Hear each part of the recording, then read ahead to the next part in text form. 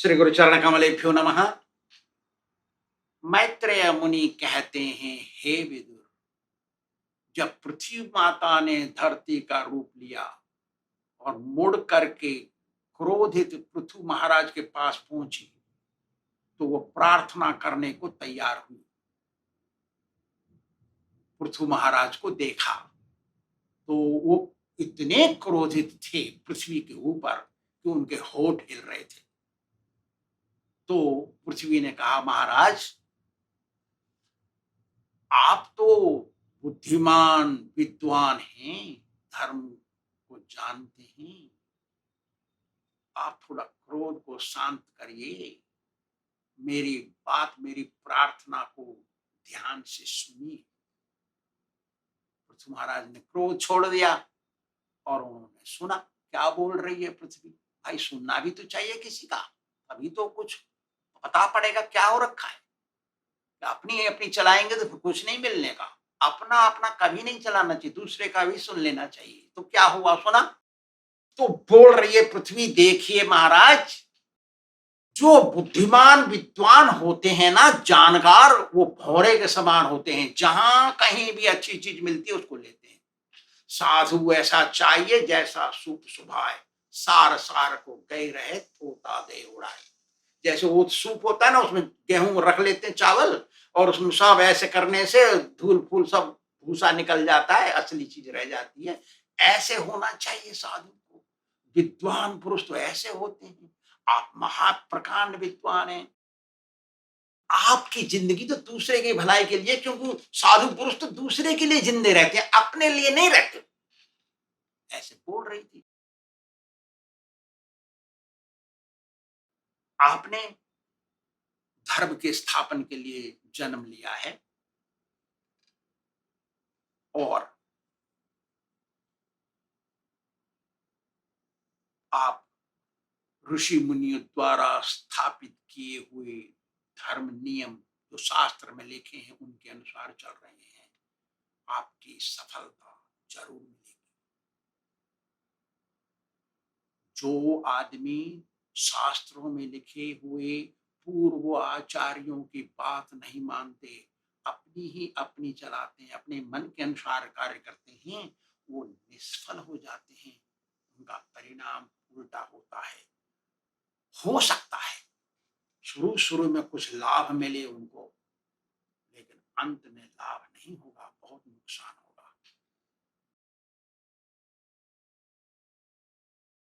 जो आप सोच रहे हैं कि मैं अन्न नहीं उगा रही, जड़ी बूटी सब समाप्त कर दी है मैंने बहुत उगाया, लेकिन जो राजा बने ना, उन्होंने मेरा सम्मान नहीं किया, सत्कार नहीं किया। देखो, भगवान का खाते हैं, भगवान को देना चाहिए ना कुछ। सब हम खा जाएंगे, भगवान को छोड़ देंगे। अरे वो दे रहा है, उसको कुछ वापस देना चाहिए ना। नहीं, ऐसा नहीं किया, इसलिए मैंने सारे अन्न भोजन अंदर दबा लिए और जड़ी बूटियों को अंदर रख लिया। अभी बहुत समय हो गया रखे हुए अंदर, तो वो सब जीर्ण हो गए, हजम, सारे हजम हो गए। हे महाराज, यदि आप पूर्वाचार्यों के बताए हुए मार्ग पर चलोगे तो मेरे से आप निकाल सकते हो ये सब। यदि आपको जल्दी तुरंत चाहिए तो एक सही बछड़ा लाइए और एक सही पात्र मुझे दुहने के लिए लाइए, एक दुहने वाला भी ले आइए। ये तीन चीजों को आप इंतजाम करिए, मेरे से दूध काढ़ने की तरह सब कुछ निकाल लीजिए। जब मेरे को बछड़ा छुएगा तो मैं सब निकाल दूंगी। जैसे गैया के पास बछड़ा जाता है, सारा दूध निचोड़ लेते हैं। ये सब सुना पृथु महाराज ने, चुपचाप एक शर्त रखी। पृथ्वी देवी, गैया का स्वरूप था पृथ्वी का, उन्होंने शर्त रखी। क्या रखी? पहले मेरे जमीन को लेबल करो, जिन पहाड़ टीले से हैं सब उबड़ खाबड़, इसको सही कर दो, तब मेरे मेरे से निकालो सब कुछ।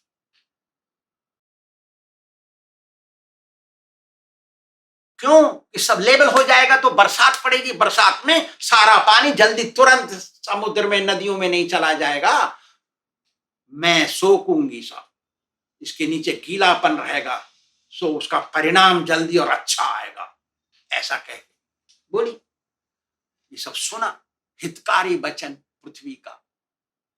पृथु महाराज खुश हुए। उन्होंने मनु को बछड़ा बनाया और पस, इसको पस अंजलि बोलते हैं संस्कृत में, बना करके उसमें से जो धान्य है, भोजन है, जड़ी बूटी है, सब निकाल दिए। फिर देवताओं ने इंद्र को बछड़ा बना करके उसमें से अमृत और शक्ति प्राप्त करने वाला दूध निकाला। फिर राक्षसों ने प्रहलाद महाराज को बछड़ा बना के लोहे के पात्र में, देवताओं ने सोने के पात्र में लिया, अब असुरों ने लोहे के पात्र में क्या लिया? ब्रांडी, विस्की, बियर, मादिक वस्तु, पीने वाले मादिक वस्तु निकाली गई। उसको संस्कृत भाषा में आसब बोलते हैं, लेकिन आसब में 7% होता है, इसमें पता नहीं कितना परसेंट होता है। उसके बाद ऋषि मुनियों ने बृहस्पति को बछड़ा बना करके गैया को दुहा, उसमें से वैदिक ज्ञान निकाला, मोक्ष प्राप्त करने वाला ज्ञान। इसके पश्चात सब कोई ने एक एक करके अपने मुखिया को बछड़ा बना करके अपनी इच्छा की वस्तु को गाय रूपी पृथ्वी से दुह लिया।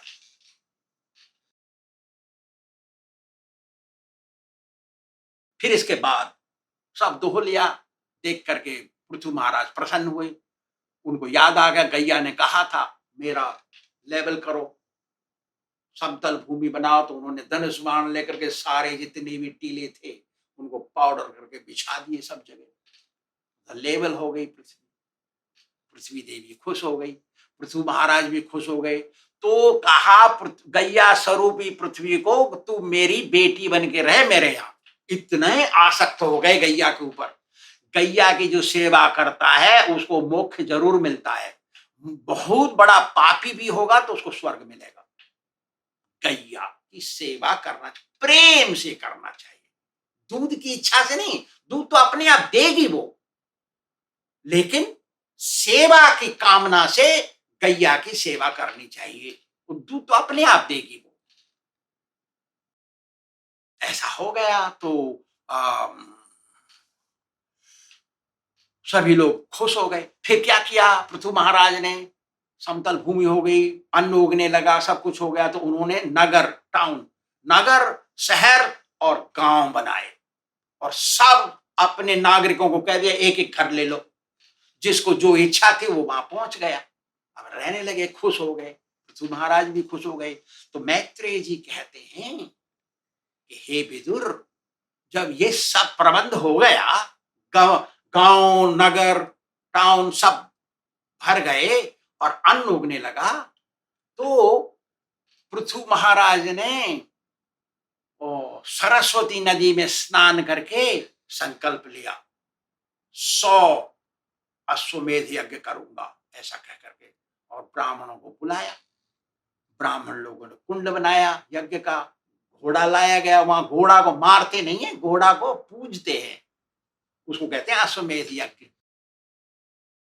तो क्या हुआ, उधर इंद्र को मालूम पड़ गया, क्योंकि 100 अश्वमेध यज्ञ जो पूरा कर लेता है वो इंद्र बनता है। तो उसको पता पड़ा, अरे तेरी मेरे तो गई गाड़ी, अरे वो मुझसे ज्यादा धर्मात्मा बन जाएगा रे, उसको तो कुछ विघ्न करना चाहिए, तो विघ्न करने आया वो।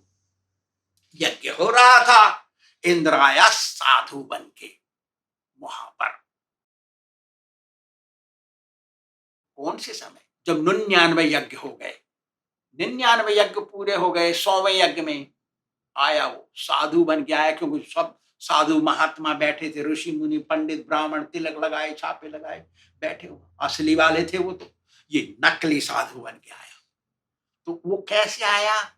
ना जटा लटा और भस्म रमा के आया वो, और ले गया घोड़े को चुरा के।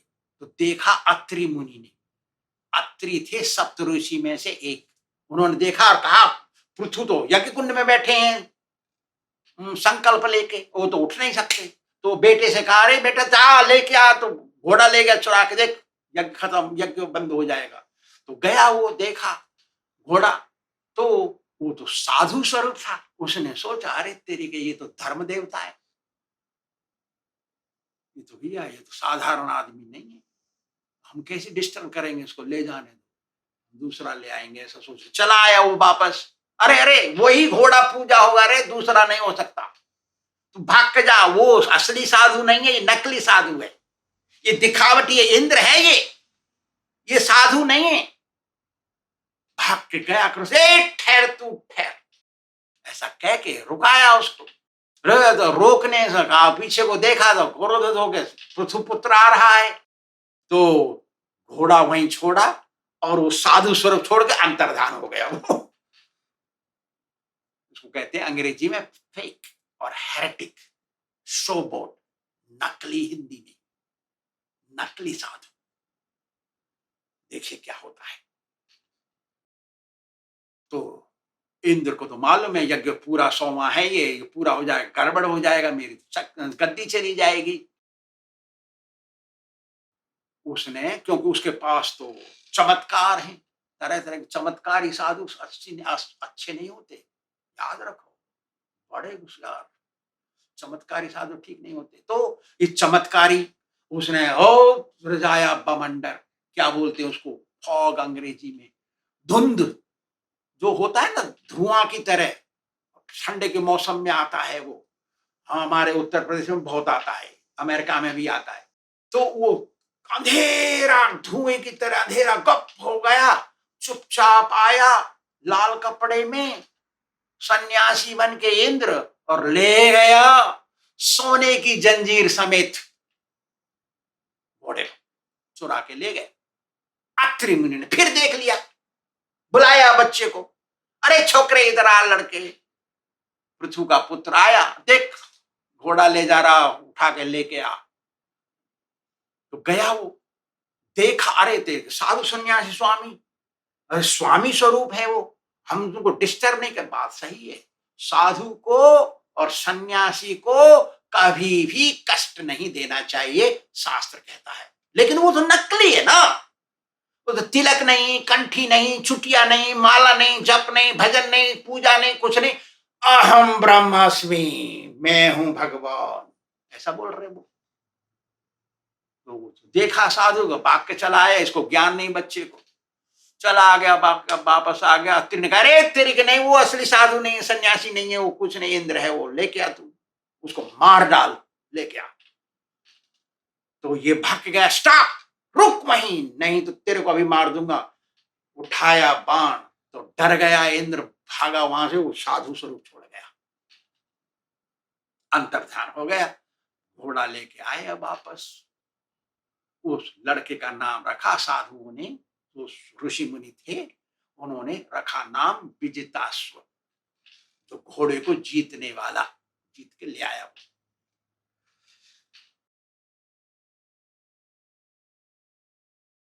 इंद्र ने ढोंगी वेश बना करके मंद बुद्धि लोगों को आकर्षित किया।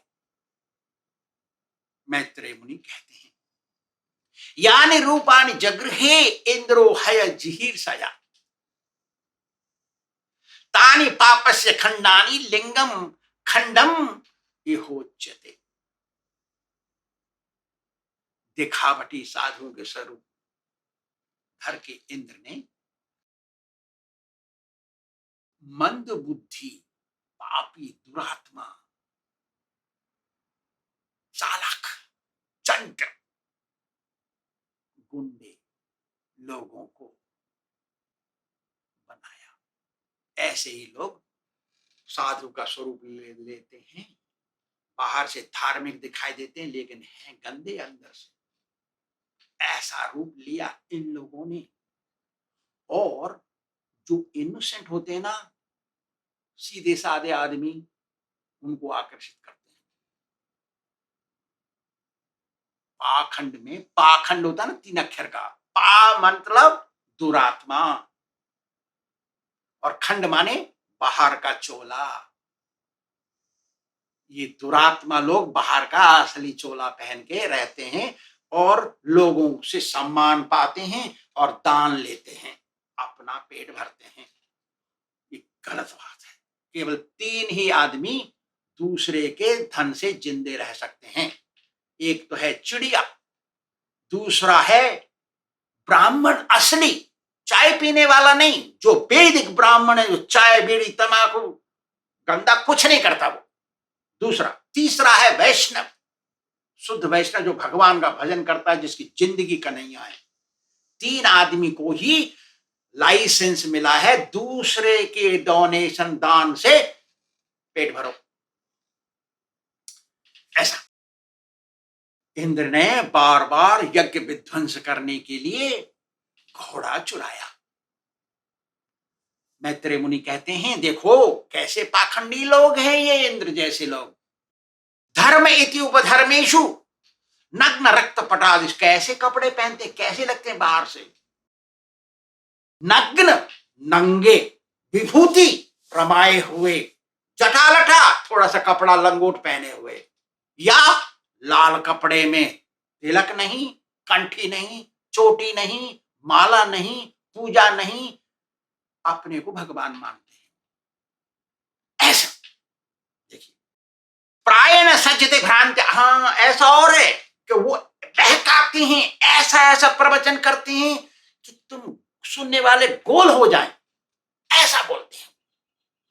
और तर्क करते हैं, पेशलेशु, जब बाग में शु ऐसा बात बोलते हैं, साधारण जनता खींची चली जाती है उनके पास। भागवत कह रहा है, मैं नहीं कह रहा इन बातों को, मैं तो श्लोक बोल रहा हूं जो लिखा है। ये 5000 वर्ष पहले हो गया, ये त्रेता युग में हो गया, करोड़ों वर्षों पहले ये सब हो गया है। इसलिए दुर्भागी लोग, जिनके भाग्य में मोक्ष नहीं लिखा है, वही लोग इन लोगों से आकर्षित हो जाएंगे, दिखावटी शो बोर्ड से।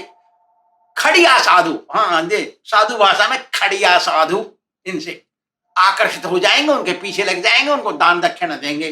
लेकिन शास्त्र क्या कहता है? शास्त्र कहता है कि दानम ग्रहणाति या शूद्रो महत्याम विचावदी, जो नीच घर में जन्म लिया है, जो असली साधु नहीं है, अंदर से गंदा है, बाहर से दिखावा है, ऐसे आदमी को दान देने से दान देने वाला नरक में जाता है। दान लेने वाला तो नरक में जाएगा, दान ले या ना ले, क्योंकि वो दिखावट खड़िया है। लेकिन देने वाला भी उसके साथ न, तो उभो नरक, दोनों जाएंगे, देने वाला लेने वाला एक साथ, ऐसा बोल रहे हैं शास्त्र। इसलिए बच करके चलना चाहिए। इंद्र की ये जो चाल है, पृथु महाराज को पता पड़ गया और वो क्रोधित हो गए। उन्होंने चढ़ाया धनुष पर बाण और मारने के लिए। तो वो पंडितों ने वहां जो कर रहे थे ऋत्विज यज्ञ, और ऋषि मुनि वहां बैठे थे, ए रुकिए रुकिए, आप तो संकल्प लिए हुए, आप कुछ नहीं कर सकते, आप किसी को नहीं मार सकते, केवल एक चीज को मार सकते हैं, जो बलि का बकरा मिलेगा होगा। बलि का बकरा जो आएगा, कभी आएगा, तो उसी को मार सकता है, वो यज्ञ में जो जिसने लिया है ये वचन। इसलिए आप चुप रहें। हाँ, आपको इंद्र को मारना है ना, हम करेंगे इस काम को, आप नहीं कर सकते, आप बैठिए। बैठ गए। तो उन्होंने कहा कि मंत्र तो हमारे अधीन में है और मंत्र के अधीन है देवता, हम बोलेंगे इंद्र का मंत्र, इंद्र भाग के यहीं आएगा, हमारे सुरु में बैठ जाएगा, सुरवा में, और उसमें घी भर लेंगे, हम स्वाहा कर देंगे, मर जाएगा वो, खत्म। अच्छा ऐसा है, ठीक है। तो ब्राह्मणों ने घी भरा पहले तो उस सुरवा में, और उसमें बोला इंद्र का मंत्र, इंद्र आ गए, बैठना पड़ा उसको।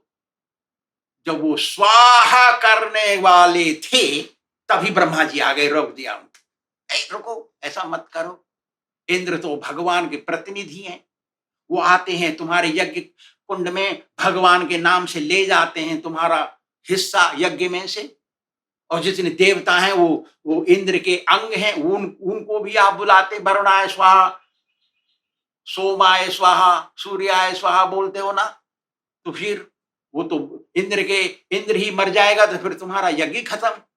इसलिए भविष्य के लिए, भविष्य की भलाई के लिए ये सब मत करो, बंद करो इंद्र को, ठीक है।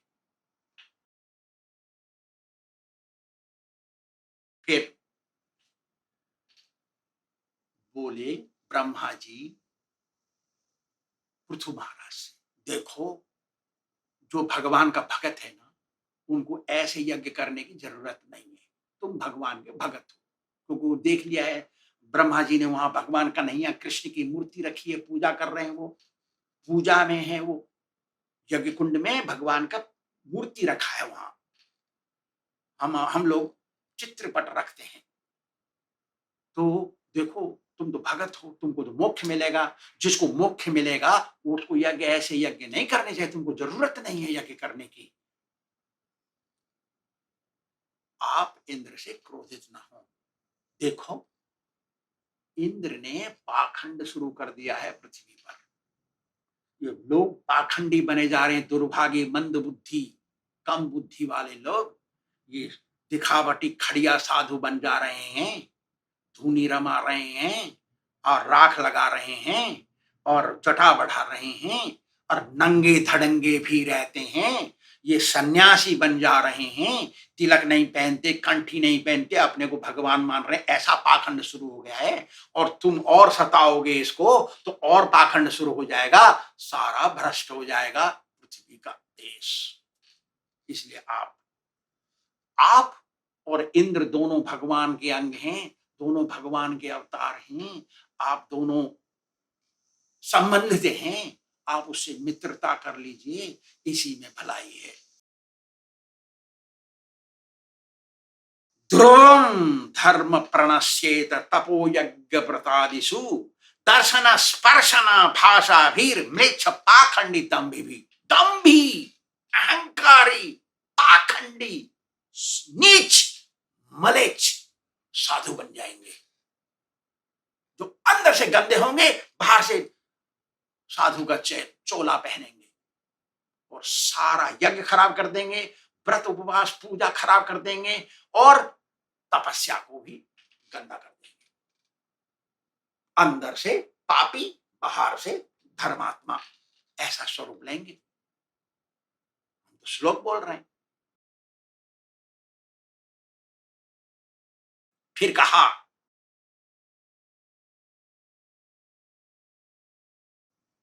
यदि धर्म नष्ट हो जाएगा ऐसे लोगों के कारण, तो फिर कैसे पृथ्वी चलेगी। इसलिए इंद्र से दोस्ती करो।